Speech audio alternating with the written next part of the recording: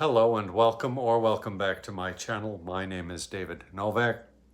This video is being recorded on September 2nd in the evening. I don't know if it will get posted tonight or in the morning of September 3rd.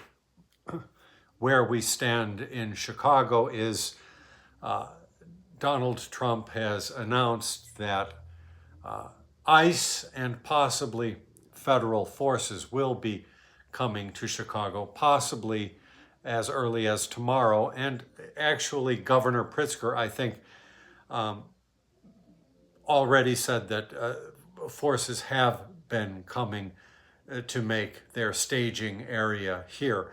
I think we have some bases up on the north shore of Lake Michigan, and I think that some of those quarters may be commandeered for these folks. Now, I, of course, am not looking forward to these forces of fascism descending upon our city, our beautiful city of Chicago, our beautiful and scarcely crime-ridden city of Chicago, although Donald Trump perpetually likes to portray us here as a bastion of criminal sorts. So I'm not looking forward to it. I'm going to read some poems against, well, I will close with reading poems from my book Against Fascism, but I'm going to begin with other poems that are just more loose, though ultimately everything is going to point toward the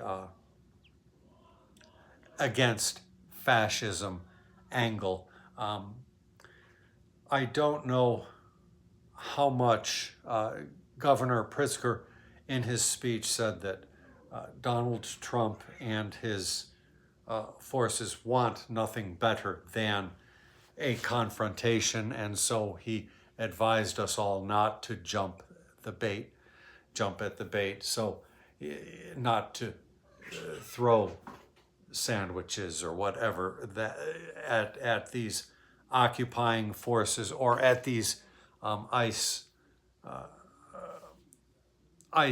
agents, I guess you would call them. They're mostly scum of the earth that have been enticed into doing the heinous bidding of Stephen Miller and his cohort. And I know if, say, the National Guard comes, some of them will be forces from Texas and other places. And these men and women do not want to be here, and they do not want to be put into a position of turning their force against citizenry, against their fellow citizens. That said, I feel the strain of all of this, just as I am sure you do if you are living here in the United States. And I honestly do not know. I am sure I will be going to some protests and the like, and I honestly do not know how I will hold it together as far as being entirely nonviolent. Now, I don't see myself throwing a stone or a brick or a frozen water bottle at anybody, and much less a sandwich. But it is hard to see how Chicago will react with utter peacefulness either. And I recently read the story of the Stonewall uprising, and it must be remembered that was not entirely peaceful either. I mean, we are fighting for our rights. We are fighting for the life of our democracy, and it is hard to square that with this notion that we should just lie down in front of these interloping forces. So to start the tone off, I will read a real famous one from W.H. Auden.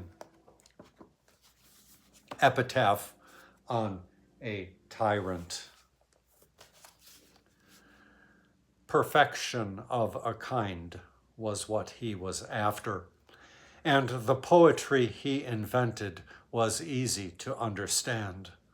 He knew human folly like the back of his hand, and was greatly interested in armies and fleets.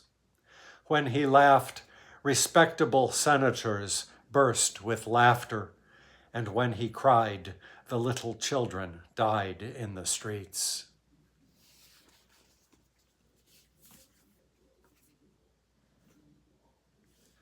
W.H. Auden knew something about fascism. Next, I will read a great poem by Stephen Crane about the press.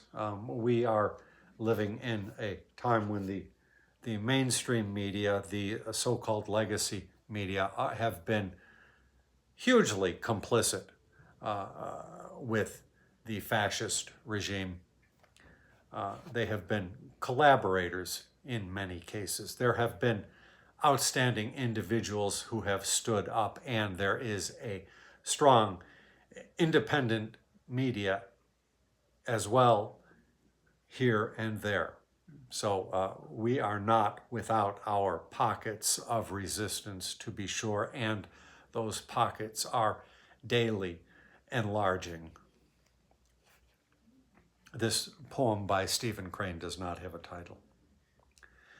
A newspaper is a collection of half-injustices, which, bawled by boys from mile to mile, spreads its curious opinion to a million merciful and sneering men, while families cuddle the joys of the fireside when spurred by tale of dire lone agony.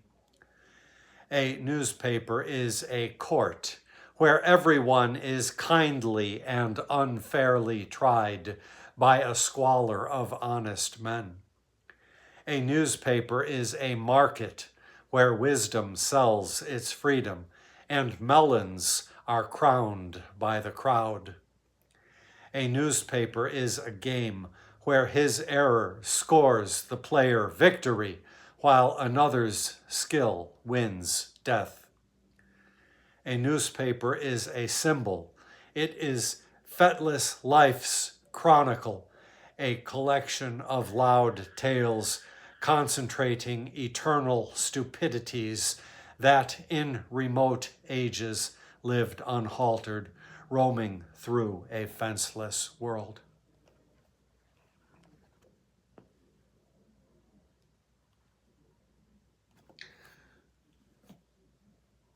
Poetry also provides a chronicle of the age.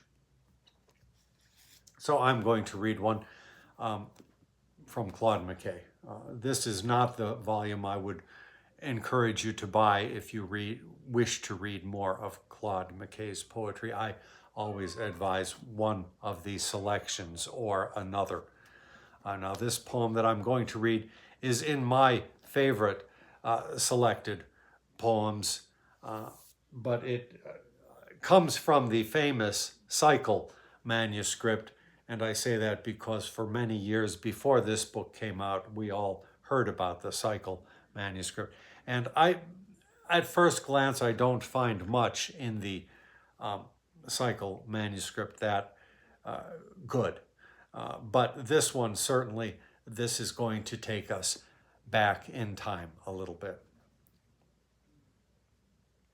Lord, let me not be silent while we fight in Europe, Germans, Asia, Japanese, for setting up a fascist way of might, while 15 million Negroes on their knees pray for salvation from the fascist yoke of these United States. Remove the beam, nearly 2,000 years since Jesus spoke, from your own eye before the mote you deem it proper from your neighbors to extract. we bathe our lies in vapors of sweet myrrh, and close our eyes not to perceive the fact. But Jesus said, "You whited sepulchre, pretending to be uncorrupt of sin, while worm-infested, rotten, stinking within."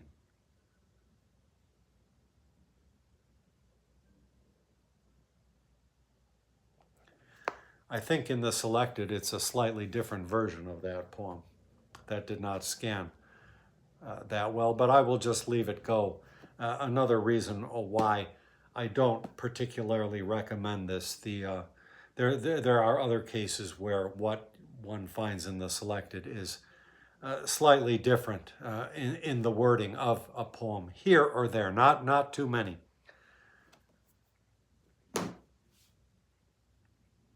And I thought just for something different, I will read something from Paul Laurence Dunbar. He is a poet. His best poetry are the poems he did in the black dialect, Negro dialect, they would have said. But I am not the person to be reading those. I thought I would just pick one out from the poems he wrote where he did not employ that idiom. This one is titled If.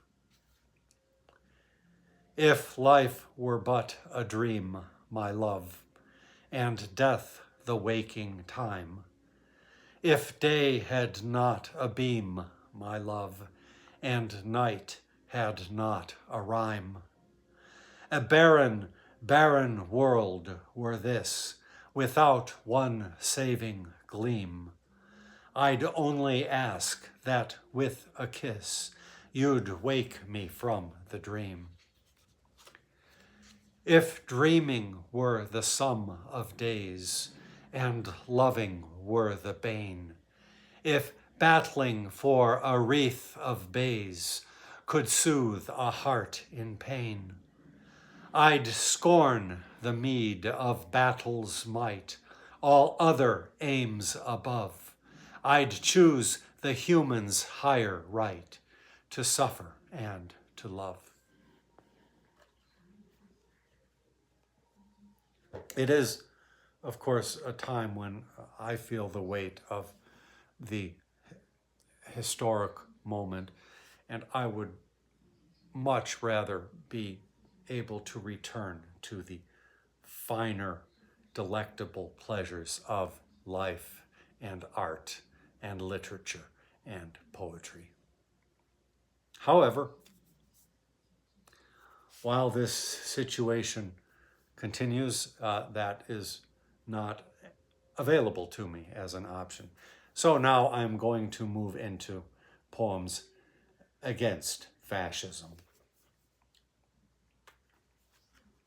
These poems were all written fairly early in the Trump presidency.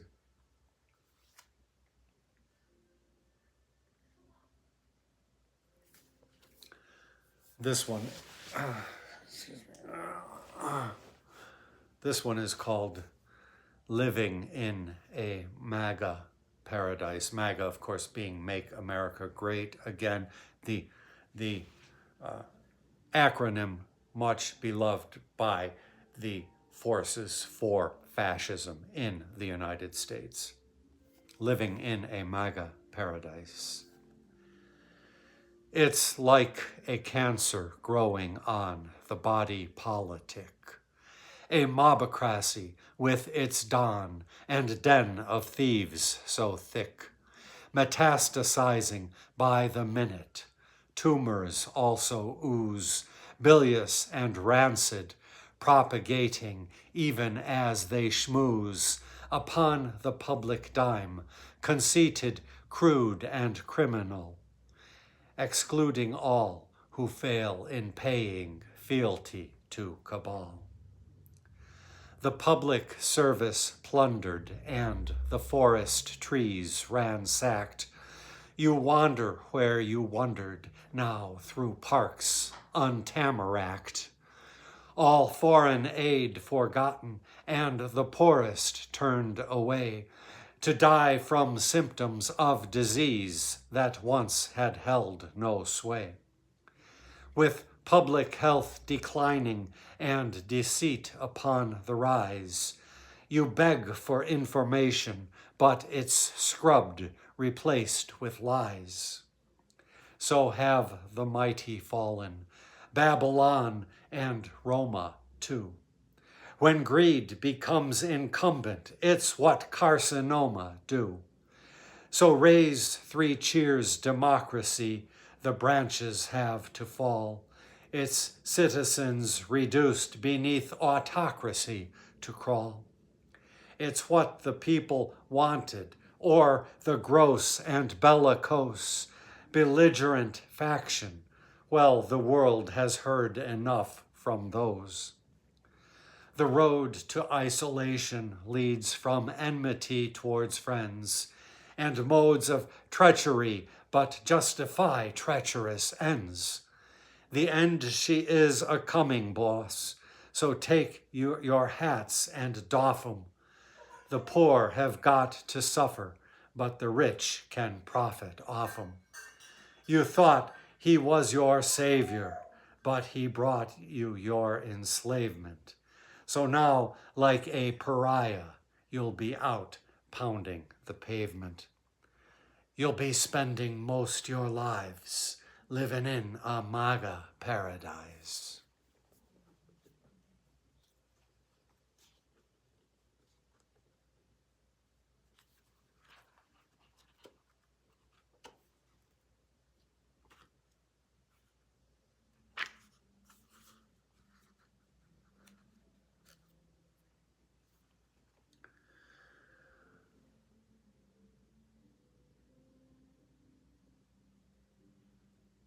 This one is titled, For Happiness.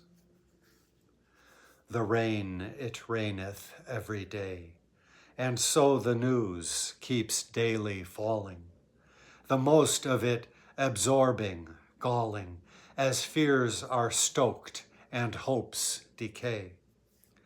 But that's all one, our play is done. It's time to gear up for the battle raging without. Not empty prattle, but deeds called forth from every one. The deeds required may not be pleasing, to place oneself upon the line, but there exists no anodyne to soothe the crisis, save the seizing. Seize now the moment opportune. Stop the unworthy in their tracks. The enemy mounts his attacks, the field to render body strewn. Stand firm and see them melt away. Their power is less than you suppose. Bring their machine to its death throes, and then be happy every day.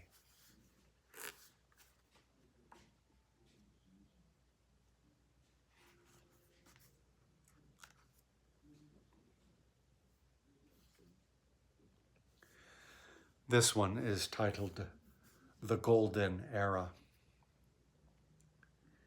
He promised them to bring a golden era, but it turned out to be merely mascara.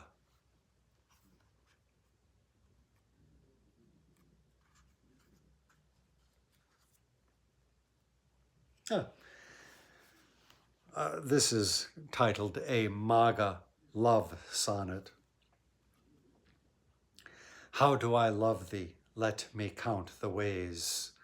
I love thee to the depth and breadth and height my bigotry can reach, and feeling spite when sympathy is touted a disgrace.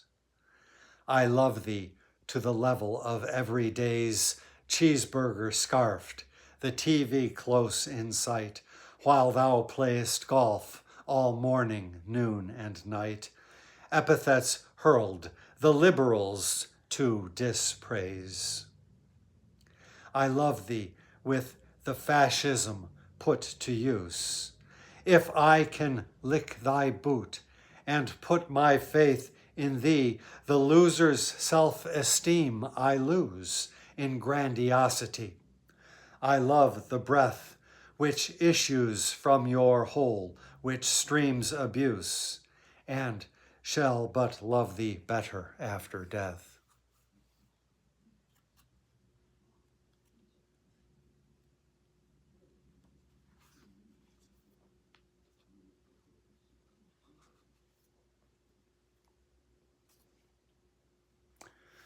This is something different. I forget what the name is of the airline, Avelo Air that is cooperating with the Trump administration to send people to far-flung countries with which they even have no connection. People have been sent to Sudan. People have been sent to various places in South America. Again, countries that they are not native to or know anybody. This, at the time this was written, I didn't know the name of the airline. It may have been in something, but I didn't take it down as something of importance. But this is the first-person story of a person who applied for and got the job of flight attendant for this airline. The flight attendant. They told me as a flight attendant, so I must serve the hoity-toity in flights to islands independent if I could do my job adroitly. I'd primped well for the interview, felt good my prospects for employment, and when I heard you're hired, that too became a day of great enjoyment. The sports teams and celebrities which I was promised would be taking this airline's flights, well, none of these were ever seen, and they were faking. Instead, I'm watching prisoners being transported to the camps in South America. No, there's been neither stars nor football champs. The guards think I'm their serving wench, the prisoners not my concern. If summoned, all I do is clench my lips with silence in return. My eyes I'm constantly averting. It's what the rules say I must do. It's mostly men, but disconcerting, women not few, and children too. There is a nurse on board, but once we had a toddler almost died. The nurse put me in charge, a dunce, and afterward I cried and cried. I thought it was a glamorous position when I was applying, but they did bait and switch me thus. Now I'm accomplice while we're flying. Safety is my primary job. Good luck in an evacuation. Chained men whose freedom I help rob, they are not destined for vacation.